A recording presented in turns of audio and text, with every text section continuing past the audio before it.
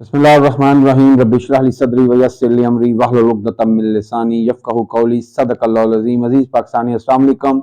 हस्ब रवायत जुम्मा 26 जनवरी आले शरीफ के लिए बुरा साबित हुआ है।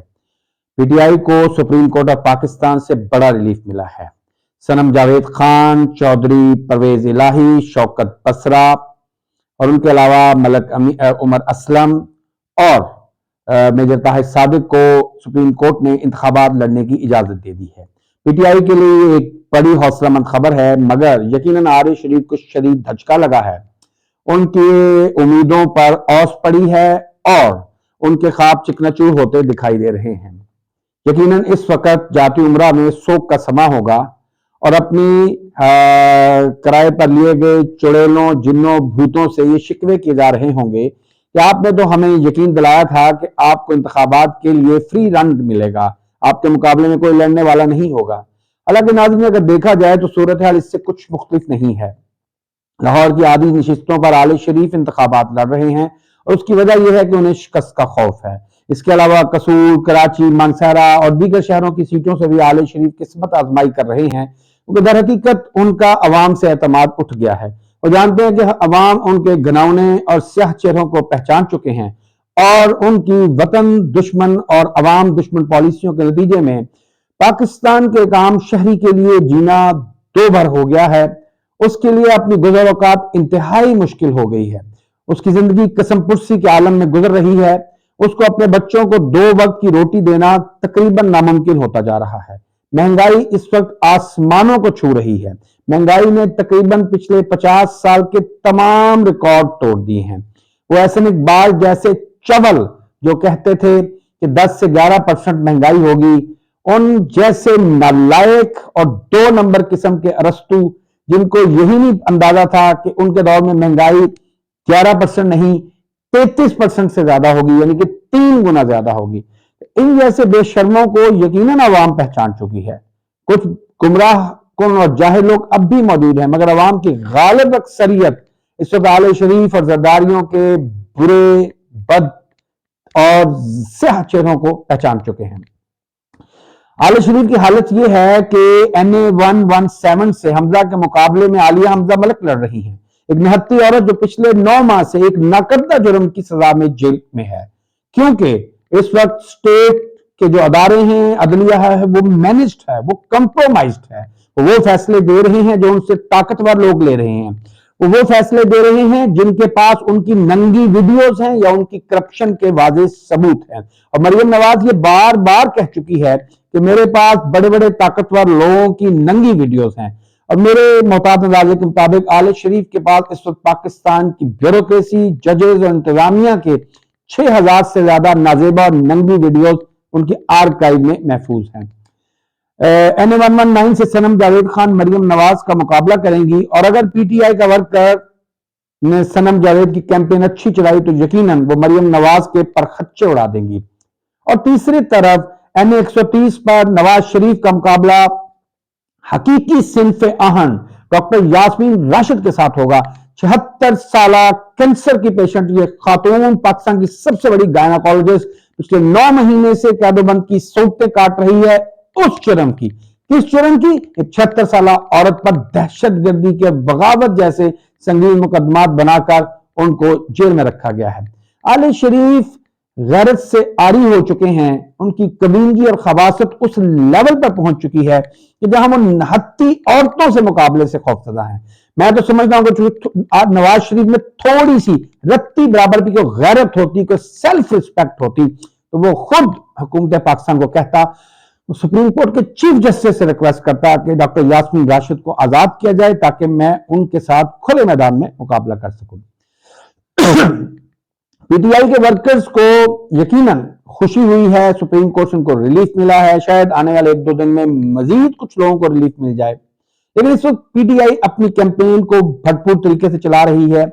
कुछ हलकों में सीट एडजस्टमेंट की गई है, जिस तरह गुजरांवाला के PP 61 के अंदर रिजवान असलम बट को दोबारा टिकट दिया गया। ये एक अच्छा इनिशिएटिव है।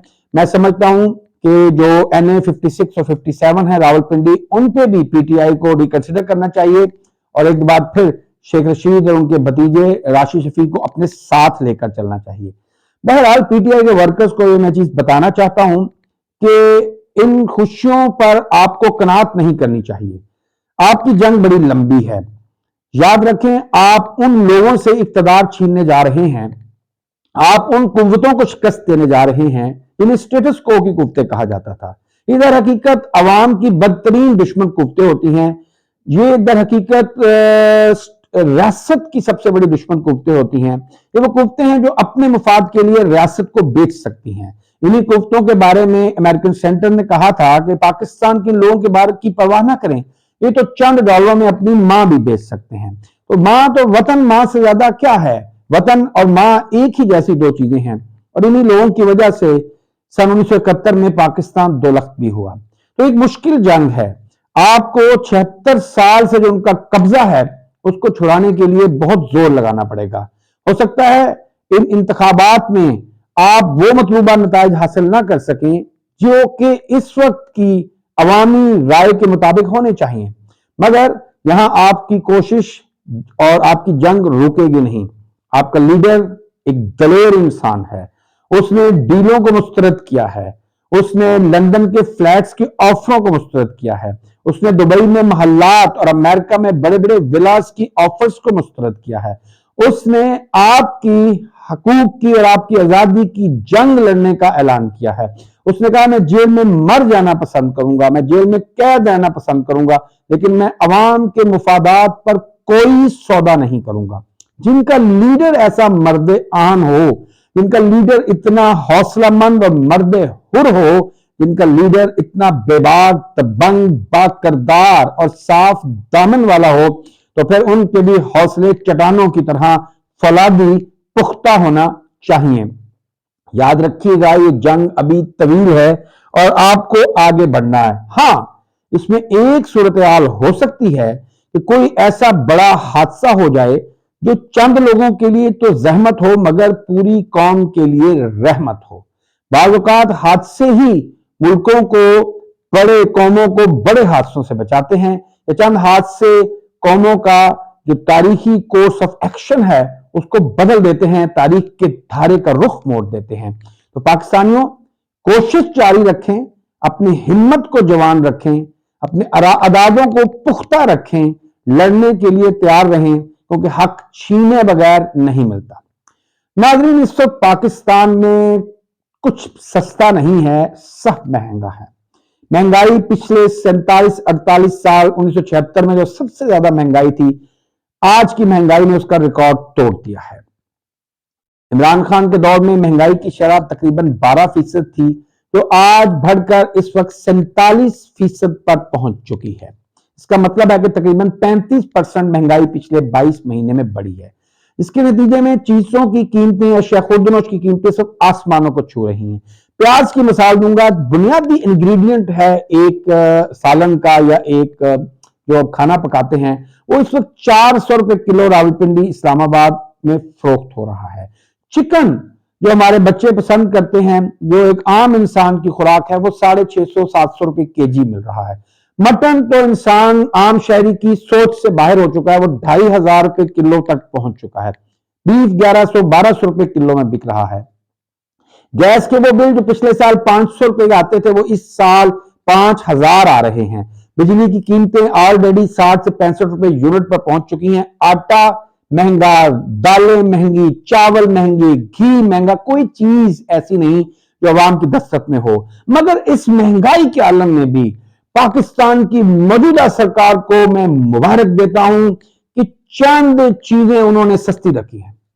अब यकीनन इस पे मेरे सामीन है वो हैरान होंगे कि अचानक इन्हें क्या हुआ है, इन्हें कौन सी चीजें सस्ती नजर आ गई हैं जो हमें नहीं नजर आ रही। तो नाज़रीन, मैं आपको बताता चलूं, इस वक्त पाकिस्तान में जहालत बहुत सस्ती है, जो आपको PMLN, JUI और PPP के सपोर्टर्स की शक्ल में नजर आती है। उम्मीद है कि ये भी महंगी हो जाएगी।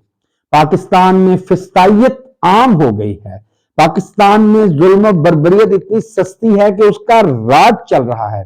पाकिस्तान में तौहीने इंसानियत इंतहाई सस्ती हो गई है। पाकिस्तान में कौम की माओ बहनों बेटियों की इज्जतें सस्ती हो गई हैं। पाकिस्तानियों की चादर और चार दिफारी का तकद्दुस 2 कौड़ी का नहीं रहा। पाकिस्तान में आयन और कानून जूतों की नोक पर हैं। पाकिस्तान में कानून जंगल के कानून से भी घटिया और निचली सतह पर पहुंच चुका है। पाकिस्तान में पाकिस्तानियत को दो कोड़ी का नहीं छोड़ा गया। पाकिस्तान में इंसानियत को इतना सस्ता कर दिया गया है कि अब समझ नहीं आता कि यहां इंसान या इंसानियत बचेगी या कि नहीं। पाकिस्तान की हुर्रियत को, पाकिस्तान की हुर्मत को टके का नहीं छोड़ा गया। अब तो टका कहना भी हमारी अपनी तौहीन है। वो जिनकी तहकीर के लिए हम 2 टके का मुहावरा इजाद कर बैठे थे, अब उन्होंने उस मुहावरे को चेंज कर दिया है, बदल दिया है। पाकिस्तानियों, अब अगर किसी शख्स से आपने नफरत का इजहार करना है तो उसे 2 टके का इंसान मत कहिए, बल्कि कहें कि ये 2.5 रुपए का आदमी है, क्योंकि अब 1 टका 2.5 रुपए का हो गया है। पाकिस्तानियों, तारीख में झांक कर देखो और उन घिनौने चेहरों को याद रखो। 8 फरवरी को जब आप इंतखाबात में वोट डालने के लिए निकलें और इतनी बड़ी तादाद में निकलें, कोई आपके हक पर, कोई आपके वोट पर डाका न डाल सके, ताकि पाकिस्तान की तारीख का धारा मोड़ा जा सके। अल्लाह आप सबका हामी नासिर हो। पाकिस्तान जिंदाबाद, पाकिस्तानी कौम पाइंदाबाद। शुक्रिया।